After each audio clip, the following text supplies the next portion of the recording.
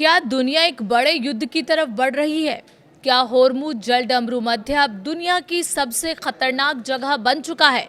और क्या Donald Trump के एक फैसले ने मिडिल ईस्ट में शांति की आखिरी उम्मीद भी खत्म कर दी है?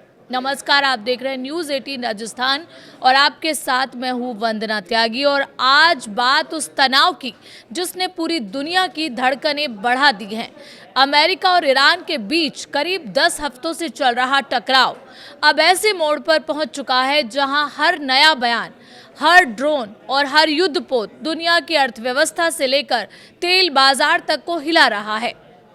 दरअसल रविवार को ईरान ने अमेरिका के सामने एक नया प्रस्ताव रखा।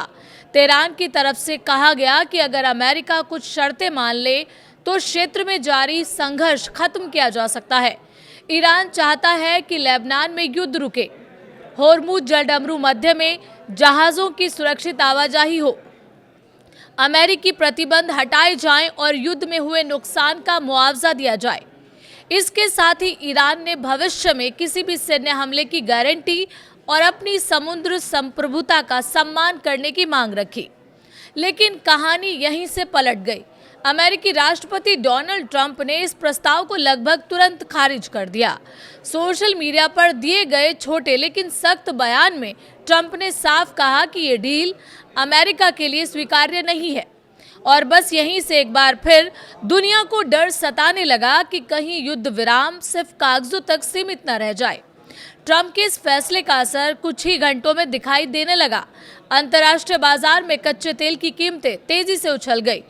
ब्रेंट क्रूड $105 प्रति बैरल के पार पहुंच गया, जबकि अमेरिकी WTI क्रूड भी लगभग $100 तक चढ़ गया। विशेषज्ञ मान रहे हैं कि अगर होर्मुज जलडमरू मध्य में हालात और बिगड़े तो दुनिया को तेल संकट का सामना करना पड़ सकता है, क्योंकि दुनिया के बड़े हिस्से का तेल इसी रास्ते से गुजरता है। अब सवाल ये है कि आखिर होर्मुज इतना अहम क्यों है? दरअसल ये दुनिया का सबसे रणनीतिक समुद्री रास्ता माना जाता है।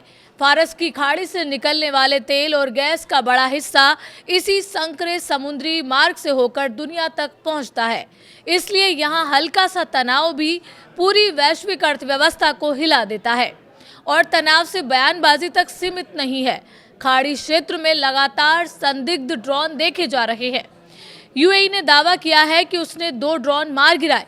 कतर ने अपने समुद्री इलाके में जहाज पर ड्रोन हमले की निंदा की। वहीं कुवैत ने भी अपने एयर स्पेस में घुसे ड्रोन को रोकने की बात कही है। यानी सीज फायर लागू होने के बावजूद आसमान में खतरा लगातार मंडरा रहा है।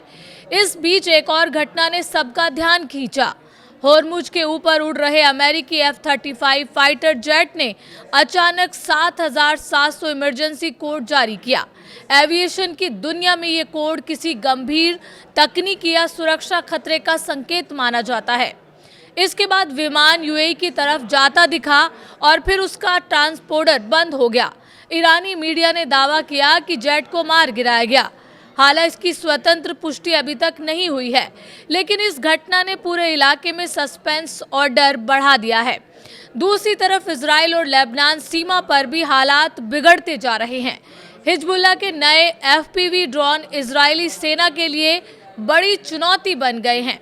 दावा किया जा रहा है कि ये ड्रोन फाइबर ऑप्टिक सिस्टम से चलते हैं, इसलिए इन्हें इलेक्ट्रॉनिक जैमिंग से रोकना मुश्किल हो रहा है। वहीं दक्षिण लेबनान में एयर स्ट्राइक लगातार जारी है। सीमा पर इजरायली सैनिक की मौत और एम्बुलेंस पर हमलों के आरोपों ने हालात को और संवेदनशील बना दिया है।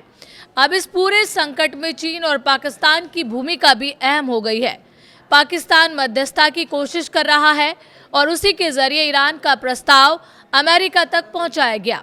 वहीं ईरान खुलकर कह रहा है कि उसे चीन पर भरोसा है। तेहरान को उम्मीद है कि बीजिंग अमेरिका पर दबाव बनाएगा ताकि हालात और न बिगड़े, क्योंकि अगर ये युद्ध और फैला तो सिर्फ मिडिल ईस्ट ही नहीं, पूरी दुनिया की आर्थिक सुरक्षा खतरे में पड़ सकती है। ईरान के विदेश मंत्रालय के प्रवक्ता इस्माइल बघई ने साफ कहा है कि अगर ईरान को लड़ने के लिए मजबूर किया गया तो वो पीछे नहीं हटेगा। लेकिन जहां कूटनीति की गुंजाइश होगी वहां बातचीत का रास्ता खुला रहेगा। यानी तेहरान अब भी बातचीत के दरवाजे पूरी तरह बंद करना नहीं चाहता है। लेकिन सबसे बड़ा सवाल अब भी वही है, क्या ट्रंप और नेतन्याहू की सख्त रणनीति इस युद्ध को और लंबा करेगी? क्या ईरान अपने परमाणु कार्यक्रम और क्षेत्रीय प्रभाव को लेकर पीछे हटेगा? और क्या दुनिया एक ऐसे संघर्ष की तरफ बढ़ रही है जिसका असर पेट्रोल डीजल से लेकर शेयर बाजार और आम आदमी की जेब पर महसूस होगा?